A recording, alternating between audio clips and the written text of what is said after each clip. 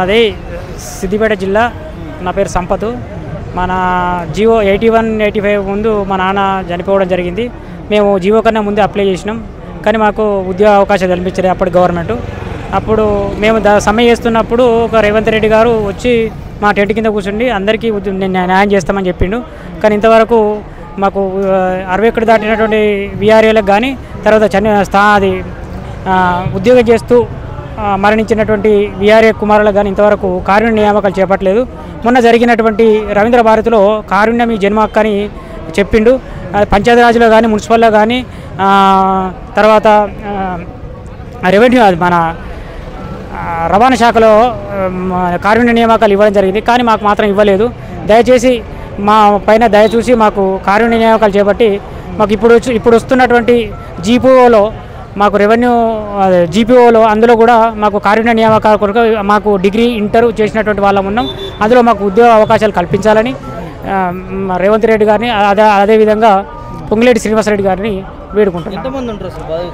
మేము జీవో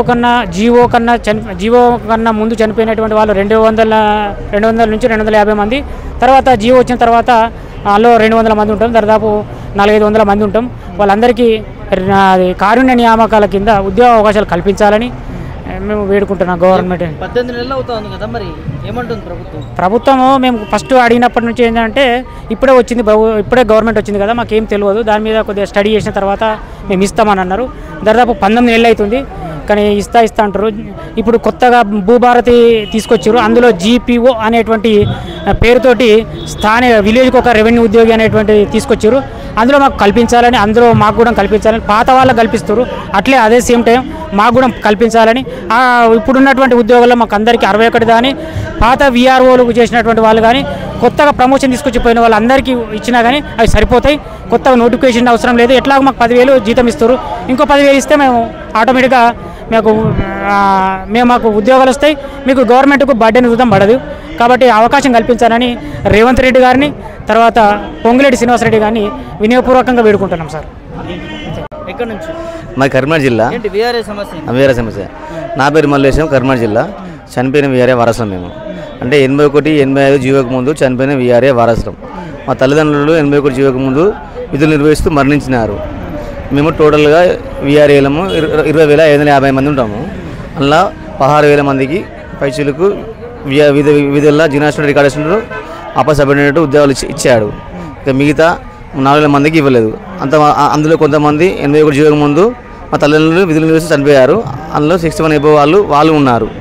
వాళ్ళు 3 వచ్చే ధర మేము దాదాపుగా 200 నుంచి 300 మంది దాకా ఉంటాము.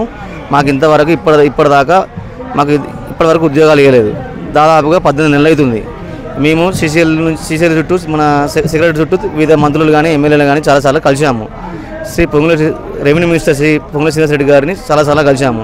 మీ సమస్య మేము అడిగితే ఇట్లా మేము చనిపోయిన వీఆర్ఏ వారసం సార్ అంటే, మీ సమస్య మా దృష్టిలో ఉంది, అయిపోతుంది బాబు, మీ త్వరలో అయిపోతుంది మీ సమస్య అని చెప్పడం జరిగింది.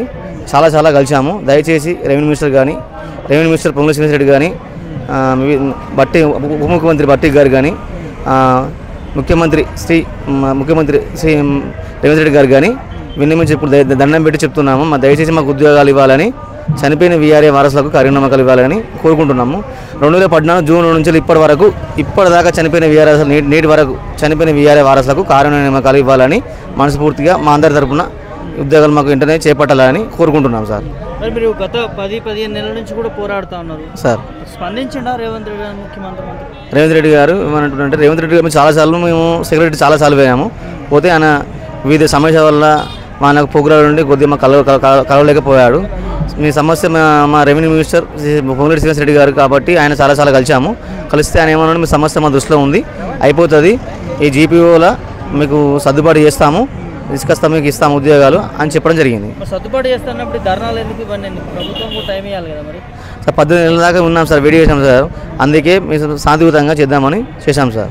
ఏం చెప్తారు ముఖ్యమంత్రి సార్? మాకు దయచేసి మాకు చనిపోయిన వీఆర్ఏ వారసులకు విధులు నిర్వహిస్తూ మా తల్లిదండ్రులు చనిపోయారు, మాకు కార్యనియామకాలు ఉద్యోగాలు ఇవ్వాలని మనస్ఫూర్తిగా రేవంత్ రెడ్డి గారికి కోరుకుంటున్నాము. నా పేరు నాగరాజు, నారాయణపేట జిల్లా.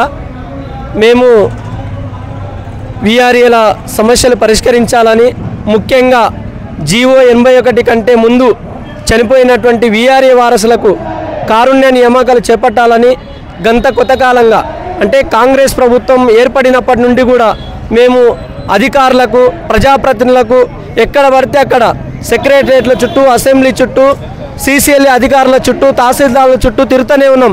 కానీ మా సమస్యను ఈ ప్రభుత్వం పట్టించుకోవడం లేదు. ఇప్పటికైనా ప్రభుత్వం స్పందించి కారుణ్య నియామకాలు చేపట్టాలని చెప్పేసి మేము విజ్ఞప్తి చేస్తూ ఉన్నాం.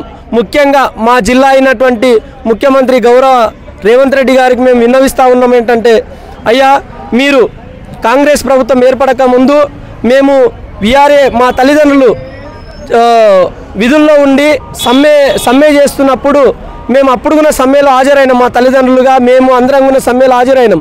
ఆ సమ్మెలో వచ్చినప్పుడు మీరు అందరు కూడా వచ్చి మా సమావేశ మీ సమ్మె మా ప్రభుత్వం ఏర్పడిన వెంబడే మీ సమస్యలు పరిష్కరిస్తామని చెప్పేసి మీరు హామీ ఇచ్చారు.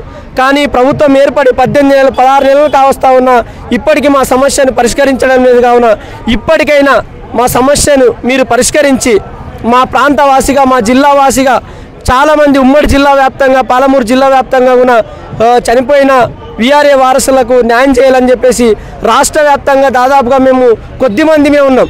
ఒక 200-300 మంది మాత్రమే ఉంటాం. కాబట్టి చనిపోయినటువంటి వీఆర్ఏ వారసులకు కారుణ్య నియామకాలు ఇవ్వాలని చెప్పేసి గౌరవ ముఖ్యమంత్రి గారికి మేము వేడుకుంటున్నాము. సో ముఖ్యమంత్రి జిల్లా అంటున్నారు, మరి ముఖ్యమంత్రిని కలిసే ప్రయత్నం చేసిరా? మేము చాలాసార్లు కూడా ఈ యొక్క సమస్యను సంబంధిత ప్రజాప్రతినిధుల ద్వారా మేము ముఖ్యమంత్రిని కలిసే ప్రయత్నం చేయడం జరిగింది. కానీ ముఖ్యమంత్రి గారి సమావేశాల రీత్యా వాళ్ళ కార్యక్రమాల రీత్యా మాకు అపాయింట్మెంట్ దొరకడం లేకపోయింది. భవిష్యత్తులో కూడా ఆయన దృష్టికి తీసుకెళ్లేందుకు మేము ప్రయత్నం చేస్తాం.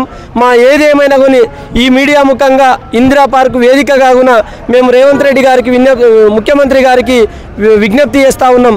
వెంటనే కారుణ్య నియామకాలు ఇవ్వండి. మీరు ఇందిరా పార్కులో కొలువుల పండుగ పేరుతో మీరు 2-3 రోజుల కిందట చేపట్టినటువంటి కార్యక్రమంలో కూడా మీరు కారుణ్య నియామకములు మీ జన్మకు అని చెప్పేసి మీరు చెప్పడం జరిగింది. కావున కారుణ్య నియామకాలు మా జన్మకు కాబట్టి తరతరాలుగా ఈ ప్రాంతంలో తెలంగాణ రాష్ట్ర ప్రాంతంలో గ్రామ సేవకులుగా మా తండ్రులు పనిచేశారు. కాబట్టి మాకు కారుణ్య నియామకాలు ఇవ్వాలని చెప్పేసి మీ నోటి ద్వారానే చెప్పారు. కాబట్టి మా యొక్క కారుణ్య నియామకాలను వెంటనే చేపట్టాలని చెప్పేసి గౌరవ రేవంత్ రెడ్డి గారికి ముఖ్యమంత్రి గారికి విజ్ఞప్తి చేస్తూ ఉన్నాం.